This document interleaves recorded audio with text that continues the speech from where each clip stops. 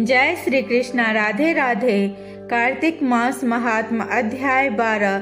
नारद जी ने कहा, हे राजन, उस भक्तिमान त्रैलोक्य के स्वामी दैत्येंद्र जलंधर ने विधिवत हमारी पूजा की और हंसकर हाथ जोड़कर स्नेह पूर्वक वह बोला, हे देवर्षि, आप इस समय कहाँ से आ रहे हैं? आपने कहाँ क्या देखा? जिस उद्देश्य से आप यहाँ आए हैं उसे आज्ञा दीजिए। नारद जी ने कहा, हे दैत्यराज, मैं यूं ही घूमता हुआ कैलाश पर्वत पर जा पहुँचा।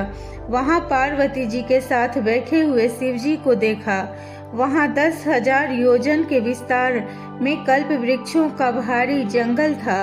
वह महावन सैकड़ों कामधेनु गौओं से युक्त था, जिसमें कैलाश पर्वत चिंतामणि के समान देदीप्यमान हो रहा था। यह दृश्य देखकर मुझे तो बड़ा आश्चर्य और विस्मय हुआ और चित्त में यह संकल्प होने लगा कि ऐसी संपत्ति तीनों लोकों में और कहीं है या नहीं।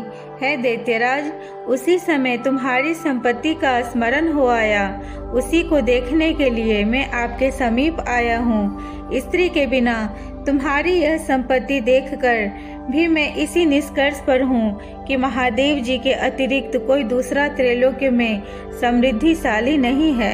यद्यपि तुम्हारे वश में अनेक अप्सराएं तथा नाग कन्याएं हैं, तथापि उनमें कोई भी पार्वती की भांति रूपवती नहीं है। जिस मत्स्य रूपनी पार्वती ने विराली और कामदेव के शत्रु होने पर शिवजी को सरलता पूर्वक अपनी सुंदरता रूप विकराल कीचड़ में फंसाकर शिवजी को नाच नचाया था, स्त्रियों की सृष्टि करते समय विधाता ने जिसके रूप लावण्य का बारंबार निरीक्षण करके अप्सराओं की रचना की थी, फिर भी उनके समान एक भी अप्सरा न बन सकी। अतः स्त्री रूपी रत्न शिव जी की वह समृद्धि सर्वश्रेष्ठ है। हे दैत्यराज, सब रत्नों के स्वामी होने पर भी तुम्हारे पास वह समृद्धि नहीं है। ऐसा कहकर तथा उससे परामर्श करके मेरे लौट आने के बाद वह पार्वती के रूप का वर्णन सुनकर ज्वर से पीड़ित हो गया। तदंतर विष्णु भगवान की माया से मोहित होकर जलंधर ने राहु को अपना दूत बनाकर महादेव जी के पास भेजा। शुक्ल पक्ष के चंद्रमा की तरह शोभायमान कैलाश को राहु अपने शरीर की कालिमा से कृष्ण पक्ष की भांति काला करता हुआ कैलाश पर गया और द्वारपाल नंदीश्वर की आज्ञानुसार महादेव जी के पास जाकर उनकी भृगुटी का संकेत पाकर राहु बोला। राहु ने कहा, हे वृषध्वज, देवता और सर्पों के पूज्य तथा सकल रत्नों के स्वामी त्रैलोक्य के नाथ श्री महाराज जलंधर की आज्ञा सुनो। भयानक श्मशान में निवास करने वाला, हड्डियों के भार को धारण करने वाला, हमेशा नंगा रहने वाला प्राणी पार्वती जैसी रूपवती को अपनी स्त्री कैसे बनावेगा? मैं सब रत्नों का स्वामी हूँ। पार्वती भी स्त्री में एक रत्न है, अतः वह मेरी स्त्री होने योग्य है। यह तुम्हारे जैसे भिक्षुक के योग्य नहीं हो सकती। नारद जी ने कहा, राहु इस तरह कर ही रहा था कि इतने में शंकर जी के भ्रू से वज्र के समान गरजता हुआ एक भयंकर पुरुष उत्पन्न हुआ, जिसका सिंह के समान बार बार मुख लपलपा रहा था, जिसके नेत्रों से भयानक अग्नि ज्वाला निकल रही थी और केश खड़े हो रहे थे। अत्यंत दुर्बल शरीर था। वह दूसरे नरसिंह के समान प्रतीत हो रहा था।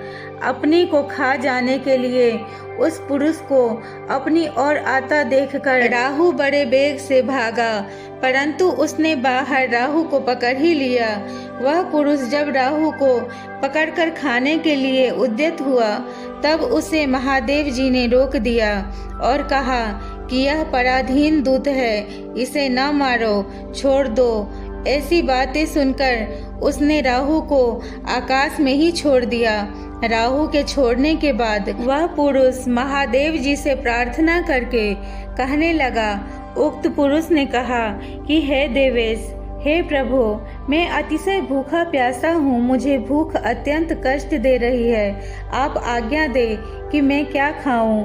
शिवजी ने कहा कि शीघ्र अपने हाथ पैर का मांस खाओ। नारद जी ने कहा, शिवजी की आज्ञा पाकर वह अपने हाथ पैर का मांस इस प्रकार खाने लगा कि उसका केवल सिर ही बच गया। उसका अवशेष सिर देखकर विस्मित और प्रसन्न होकर उस भयंकर कार्य करने वाले से शिवजी ने कहा, शंकर जी ने कहा, तुम्हारा नाम आज से कीर्ति मुख होगा। मेरे द्वार पर सर्वदा रहो।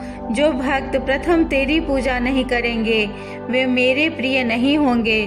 नारद जी ने कहा, उसी दिन से महादेव जी के द्वार पर कीर्ति मुख रहने लगा। तभी से जो कोई शिवजी की पूजा के पहले कीर्ति मुख की पूजा नहीं करता उसकी पूजा व्यर्थ हो जाती है। उस राहु को कीर्ति मुख ने बर्बर नामक स्थान में छोड़ा था, इसी से उस स्थान का भी नाम बर्बर पड़ा। कीर्ति मुख के छोड़ने के पश्चात राहु ने अपना पुनर्जन्म मानते हुए जलंधर के पास आकर अपनी सारी कथा सुनाई। जय श्री कृष्णा। राधे राधे।